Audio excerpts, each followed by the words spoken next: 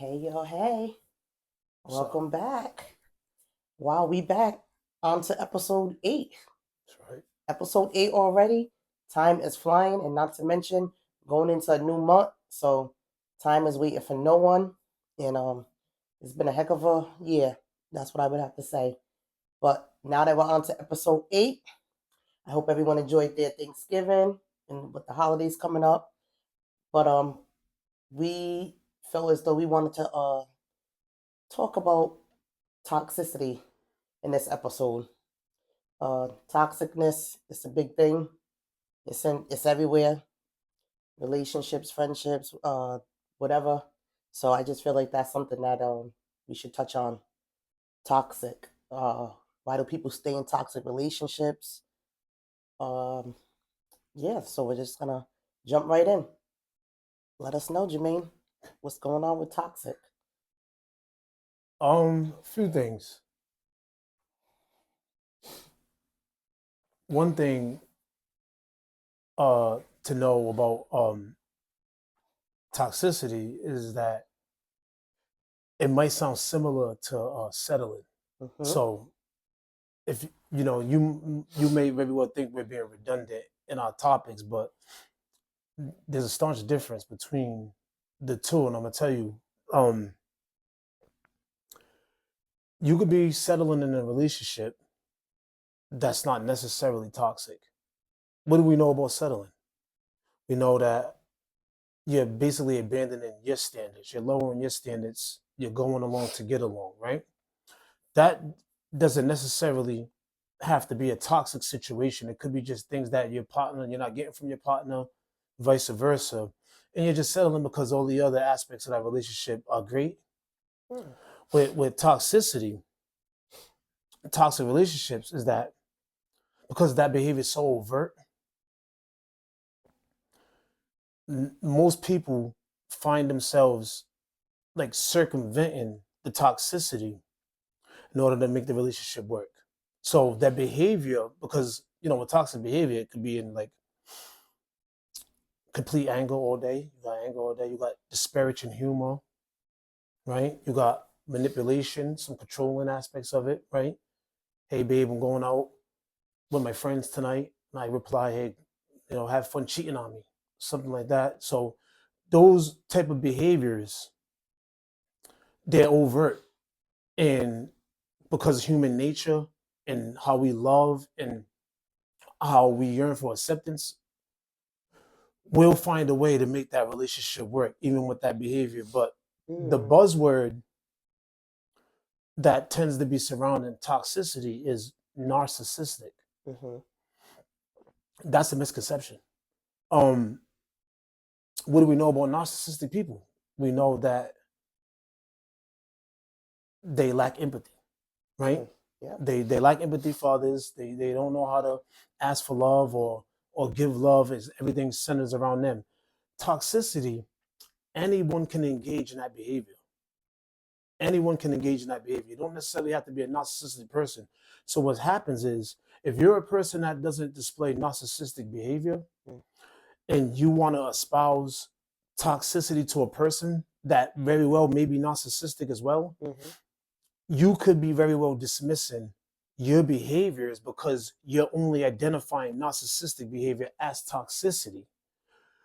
You could be displaying some of those other behaviors that's just toxic on its own without the narcissism. You understand what I'm Mm-hmm. saying? I'm following you. Yep. And so what happens is toxic people, because we want to give grace and space for forgiveness, because we want that for ourselves as well, and we all grow. You certainly don't want to be held to the standard of a 17-year-old Shonda or whatever. Because we give that grace and space to grow, we allow that behavior if it's transient. You see what I'm saying? If that behavior is temporary and you can correct that and rectify that, there's that grace. Mm-hmm. Toxic people are not transient people. They have punitive mindset. It's your fault that I'm behaving this way towards you. You're making me do this. It's a Mm-hmm. punitive mindset. Mm-hmm. You got to be careful with those people. And so the real reason why toxicity brews and cultivates inside relationships is because at the core, you and I have separate, intimate desires, right? You show me a relationship where two people have completely opposite intimate desires. I guarantee you there's some toxic behavior in that relationship. You want comfort, you wanna commit it, you wanna settle down. I need space. I need to feel independent.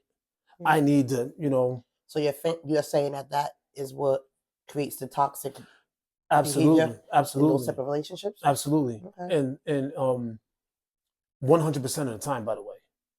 And so what happens is when those toxic behaviors, again, when they're on display, you'll tend, because your love and affection for that relationship and your attachment to it. You see that, again, we try to remove that human element where love is real and these feelings are real, and so you'll find a way again to circumvent that. So um what ultimately happens is if you're seeking perfect peace, right? If you're really trying to be better, what you want to do, it starts with, you know, you have to have self-awareness. Mhm. You have to expand your awareness about yourself. So what you want to do is you want to be able to have that awareness precede you, right? If you come to me with a certain behavior or a certain characteristic that I'm displaying that's, potentially detrimental to our growth, you want to hear me say, you know what, Shonda, you're right. I was wrong for that. You're right for, accountability, essentially, is what Okay. we're speaking about. Yep. You're not really going to get that with toxic people it's because that they because they're catering to the least of them, Okay. right? The least of themselves, and you as a victim, whether you be man or woman, are allowing that to take place and to manifest itself. And then the other reason why people tend to stay is because it's dangerous to leave, right? Like how dangerous? How? You we've seen the stories of, verbal abuse turns into domestic, Hmm. potentially turns into a deadly So they're situation. afraid They're that if they afraid. leave, Absolutely. something bad could happen in terms of death. Absolutely. There has to be, a Well, we correlated. have seen it. The ones that do leave, that try to leave, and obviously get killed and all that, abused and all. Yeah. Yeah, it is. It's a lot. Yeah. So, So people will just soak and stay in that toxicness. Some people, yes. because they're afraid of the outcome. Yeah. I'm pretty sure that toxic individual probably said that. I'll kill you Mhm. before I let you go. Like, all of these things that was on display. But when you pull back the proverbial layers, what I want, to attack with us is before we get into these relationships. How do we know this behavior is going to potentially be on display? Because you didn't meet the individual in the club. He didn't slap you into the relationship or abuse you into the So like relationship. the honeymoon phase, they call it. So obviously you're with somebody, roses and flowers and kisses and love, and then when that fades, how do you know what that person truly is or who they are? So yeah, well, there should be some signs. Sometimes there are a lot of signs, and Yes. people overlook it. Yeah, because again, go back to that trauma that we spoke about. A lot of people who have been mishandled in their childhood, in their relationship with their parents and things of that nature, that they don't even know how to look What's for. healthy? Yeah, they don't even realize it because they're only going to cater to the thing that makes them feel wanted and needed or feel special or loved or liked, because they Okay. lack that. And that's another dangerous thing to do. This is why it's important, and I hate to sound redundant, but it's very important that we keep repeating some of these things. Like, you Well, have it's to, all intertwined into what's going on, anywho. So yeah, it's all going to be connected. I feel you like. have to do the individual work Yeah. to have a better collective. Okay. So again, you meet the individual at a club or at a restaurant, wherever, you have to elevate your mind and your consciousness to see where it's a facade, eventually this is going to turn into something else. And when you see it, you have to have the wherewithal, the mindset to be like, let me back up out of this before it even before I even go any Well, further. you have some people that say, this was his first time he smacked me. Mm. So sometimes they won't back out of it because they look at it like he won't do it again. Now, unfortunately, when they stay, and it is happening repeatedly, and then that's when they start to just accept it and stay in it because of the being afraid or whatever it is. But I was gonna ask you, so Well, now because it's their love language. their love language. The So I physical was abuse gonna, becomes love language sometimes. yeah, I was gonna ask you. So with the toxic behaviors, and you brought up a point like when you're meeting these people in the club, gas station, wherever, Right. you don't know what characteristics, who they really are. Mm. So is that like a red flag too? Because you know how some people be like, I'm not meeting Mr. Right in no club because it's in the club. Now, see, we have missed some people will stereotype that when they say, I'm meeting him in the club. Right. You can meet a church man in church, but because they think it's Yeah. the God, the Lord, all that stuff, Yeah. that might be the perfect man. And you're thinking that you're doing something good by meeting a man from the church, but that church man can be very well abusive, Yeah. dangerous, Yeah. and it could turn out into a deadly situation. So sometimes I feel like we do stereotype like, oh, I'm not messing with a man from the club. Right. I'd rather mess with the church man. So you don't really know what you're getting yourself into. But I was just I thought about that when we was talking about how you're meeting these people as well. But it's like nowadays you don't even know who you're meeting. It could be somebody that you've been with for 20 plus years. Yeah. That's toxic and Yeah. lead up to doing some serious things to their partner. Yeah. So you don't really know. But the signs or when it's happening, I feel like you do have to get out before it gets detrimental and out of control. Yeah, I agree. I think the best way to know is to know yourself first. Okay. Right? So again, before we even advance this relationship, what are some of my things that I need to know about you, or what are some of your values or ethics, or more? What are some of the things? Because a lot of people abandon those things. They wait until this relationship advances, and then they start learning. And unfortunately, sometimes they learn when the physical abuse comes, when it starts with verbal in terms of the physical. Well, But when you say abandon, I also have to chime in with that and say sometimes you're not even abandoning it. Sometimes you're not even raised with those morals and that type of stuff where you don't even know what signs to look for either. So sometimes it's not even about abandonment. It's that is one aspect of it. I understand the abandonment, and the other aspect is they just really don't know. When you don't know, you can't do better because you're catering to what feels good to you, right? Okay. So again, if you're going out, let's say you're on a scene, the dating scene or whatever, you have a criteria. You might want 6'9".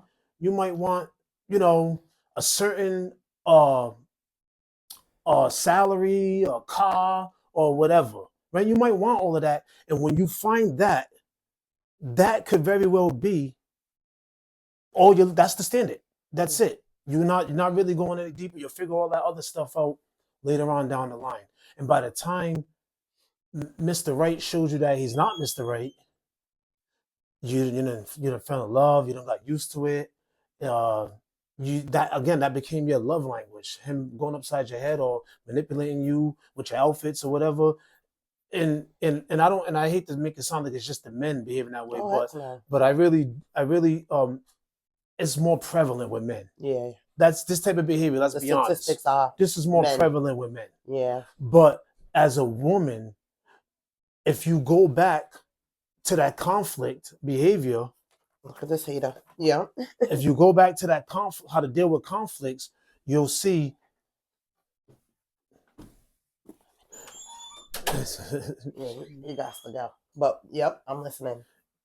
If you go again, if you go back, you'll be able to see that as a woman too. Again, it goes back to you having to operate in that feminine energy in order to have the man operate in his masculine energy and create that matrimony that is conducive for growth, healthy growth. But because we're so discombobulated, and there's again, when you pull back those layers, this thing is layered, Shonda.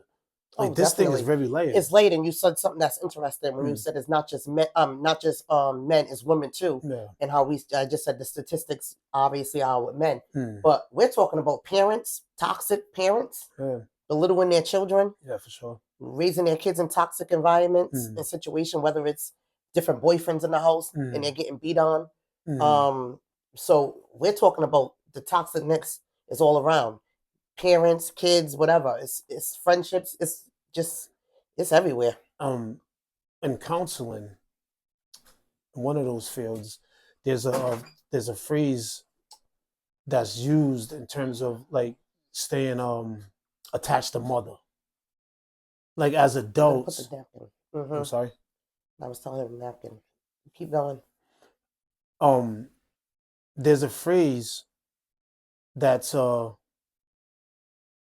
being attached to mother, where so you have adult people saying that they're behaving this way because of how they parent.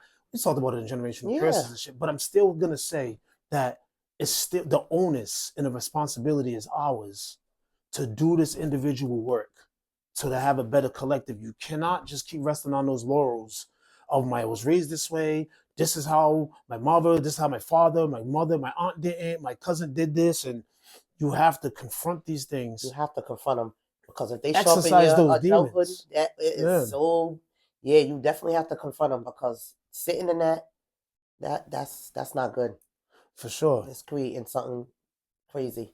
So I agree. You have to talk about it. You have to open up about it and face it. But toxic. You're not when you're in a toxic relationship, can feel like you're drowning. One of you guys could feel like you're being pulled under. It's draining, it's mentally draining, physically Oh draining. yes. And in lifeguard school, this is why they teach lifeguards to rescue people from behind, because they stop panicking, they'll bring you down with them. Bring you So down. you have to be able to say to the person, if it comes down to you and I drowning, I want you to drown. I'm not drowning with you. Okay. Yep. That's wisdom. Yep. That's not cruelty. That's being very smart. So at some point, if you find yourself in a perpetual state of toxicity, you have to take a look at yourself, and you have to have the gravitas to blame yourself for this behavior being so perpetual and constant, right? Okay. You can't just keep pointing at the other individual. At some point, you are to blame for this thing being so consistent and so circular in your life. Okay. So now, what do you do when you're in a situation where it doesn't feel like it's toxic, but you're still dealing with it? Whether it be friendships where you will let so many different things slide. I don't know. I don't care what it is. Just little things. Just you don't really feel like it's something that serious. You know what I mean? So we just let it slide and slide and slide, and then out of nowhere you'll just blow up because you're dealing with all those little small things where it just gets crazy. So, like how we said, the signs. What is the signs? What if the signs are so petty that you don't even look at it as toxicness until it gets like out of control? But you're speaking two things. So you said little things blow up to be the big. So you're letting microaggressions Yep.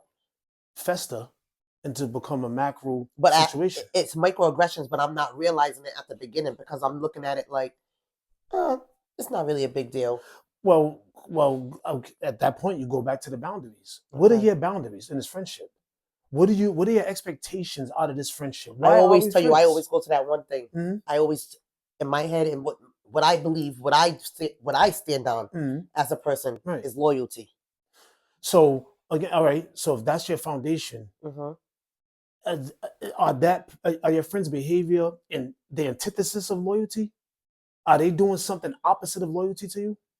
Are they infringing on loyalty with that behavior? So if I'm feeling like that, they're infringing and they're doing the opposite, then that's You up to me to be able to put my foot down and stand on that boundary. 100%. Okay. So if your foundation of your friendship is loyalty, Yeah. and their behavior is the opposite of loyalty, the onus is on you to check that. Don't let it microaggression become macro and then you just blow up and erupt like a volcano or anything like that. No, you can't do that. You have to check it right on that spot.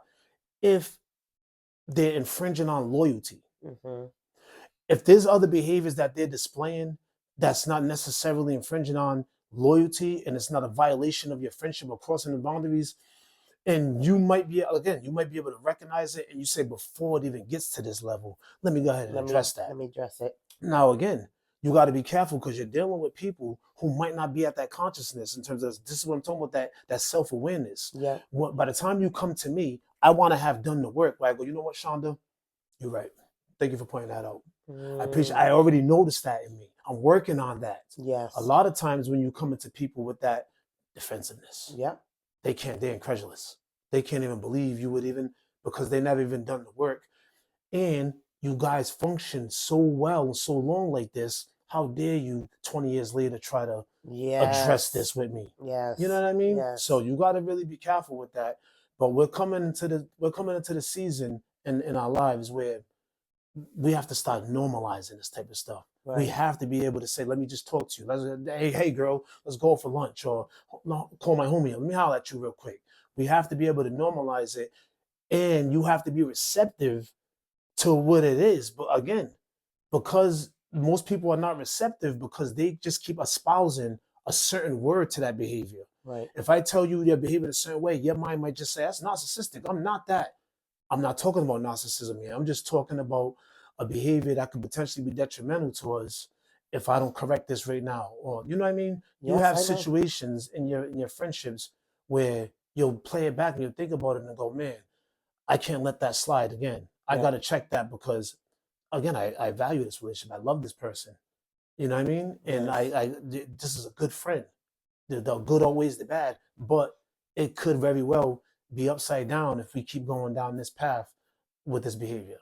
Okay. You know what I mean? I agree. Yeah.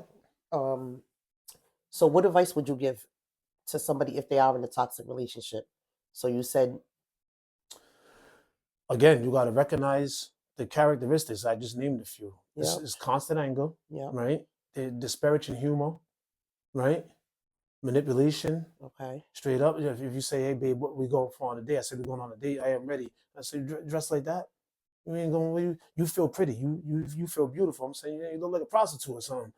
You gotta watch all of those flags. But what most importantly, what you gotta do is, again, if the person's approachable, if you have a relationship where you guys could discuss these type of things and really come to a resolution, then fine. But if you're in a relationship where you feel like you're in danger, uh, you got to get you out. gotta formulate a real plan I feel like and take steps. when it's danger, there ain't no more talking. You gotta really leave. I mean, When we're talking about danger, but you gotta be judicious in it, okay, Sean. You can't just abruptly do that because that danger could is cause very you to real. get Yeah, man. So yourself really hurt. you gotta have a comprehensive plan, So like a step by strategy step, type yeah, thing that you step have by to step do by in order to step leave. to get up out of that Okay. situation. But more importantly, before you get to that point, you have to be able to recognize that stuff early on. Yeah. You cannot dismiss that behavior and think that you can save it or it's going to get better with time only if I do this or only if we Right. do a little bit more of this. Nah, that behavior is unacceptable. And that should, because again, who's in the club asking those questions? The music's playing, drinks is flowing. Yeah, you asking me about my ethics and morals you just like me because my smile, my braids, or my chain. Yeah. You superficial. Right. And then by the time you find out that I'm this toxic monster, you have this connection because a lot of people don't realize that you grow used to that. Oh yeah. You want that. You're immune to it after a while. Man, yeah. And then a lot of people, that's another thing that we talked about with settling and stuff. They'll stay for the children. They got the kids and they don't want to break that foundation, even though the foundation could be, it's a toxic foundation for the children, but they feel as though it's a safer space for the kids to stay with their father or their vice versa, the kids to stay with their mother if the woman's toxic. So I definitely agree with, there's some tough decisions you have to make. And you definitely have to. But you got to make them. You got to make them, and at some point, if it's not working, you got to strategize and leave out of that situation. A lot of these behaviors, again, even though they intertwine, a lot of this stuff, Sean, believe it or not, it's anti-intellectualism. Oh yeah. It's a war on wisdom. Yes. A lot of these guys out here are anti-intellectual. Yes. They're not trying to seek out none of the information. They're not trying to learn themselves. They're not trying to do anything to better and enhance their perception. And I'm glad that you said that because even this podcast, we talked about creating a safe space. We're giving advice. We're talking about our knowledge. We're talking about our experiences. And sometimes you'll get people, if we was up here talking about the latest and greatest news out in the streets, what's going on, everyone's going to be commenting below. Everyone's going to know all the business. But when you're talking about knowledgeable things, people are afraid to jump in comments and talk. And not even afraid because, like you said, just the intellectual. They just don't understand. They don't have the knowledge. And it's easier to get in messy situations in terms of drama and all that stuff versus conversations that are going to give you knowledge, fulfill your knowledge, and kind of not test you, but try to have you think outside the box. And because you got to understand,